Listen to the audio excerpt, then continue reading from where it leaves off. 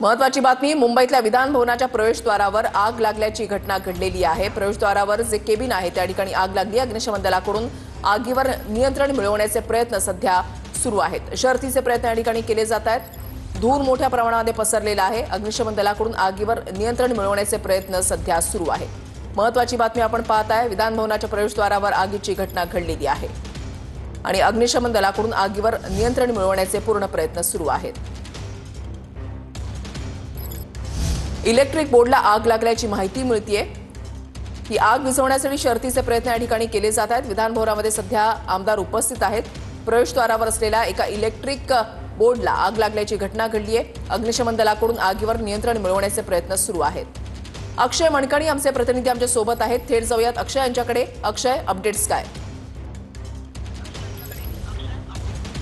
ऋषाली, आपण पाहू शकतो की विधान भवनामध्ये आज विविध समित्यांचा उद्घाटनाचा एकीकडे कार्यक्रम सुरू असताना विधान भवनाच्या जो एंट्रन्स गेट आहे त्या एंट्रन्स गेटला खरं तर इलेक्ट्रिक बोर्डमध्ये आग लागली आहे। शॉर्ट सर्किट झालंय आणि त्या शॉर्ट सर्किटद्वारे हे संपूर्ण आग जी आहे ती लागलेली आहे। परंतु विधान भवनातले जे अग्निशामक दलाचे कर्मचारी आहेत त्यांच्याकडनं ही संपूर्ण आग जी आहे ती आटोक्यात आणण्याचं काम जे आहे ते या ठिकाणी होताना पाहायला मिळतात। खबरदारी म्हणून संपूर्ण हा परिसर जो आहे तो निर्मनुष्य करण्यात आलेला आहे आणि दुसरीकडे अग्निशामक दलाचे जे कर्मचारी आहेत त्यांच्याकडनं फायर सेफ्टी किटच्या माध्यमातून ही संपूर्ण आग जी आहे ती आटोक्यात आणण्याचा प्रयत्न केला जात आहे। आणि दुसरीकडे विधान भवनाच्या एंट्री गेट परिसरात आग लागली असेल तर आतमधल्या परिसरामध्ये संपूर्ण आमदार जे आहेत ते आज विविध समित्यांच्या उद्घाटनाच्या कार्यक्रमाला आलेले होते। मुख्यमंत्री उपमुख्यमंत्री देखील होते। परंतु हा कार्यक्रम समाप्तीनंतर भोजनाच्या कार्यक्रमाला सर्वच आमदार त्या आतमध्ये विधान भवनाच्या आतमध्ये उपस्थित असतानाच ही अचानक पद्धतीने ही आगीची घटना जी आहे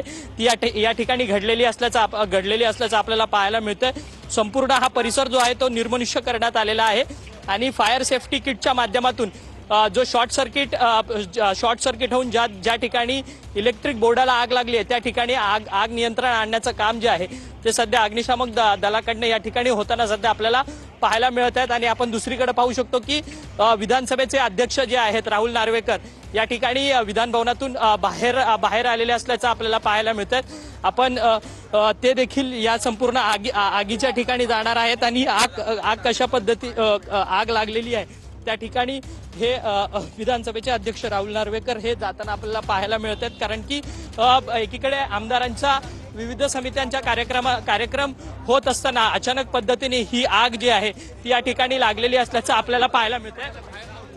फायर ब्रिगेड वगैरे सगळे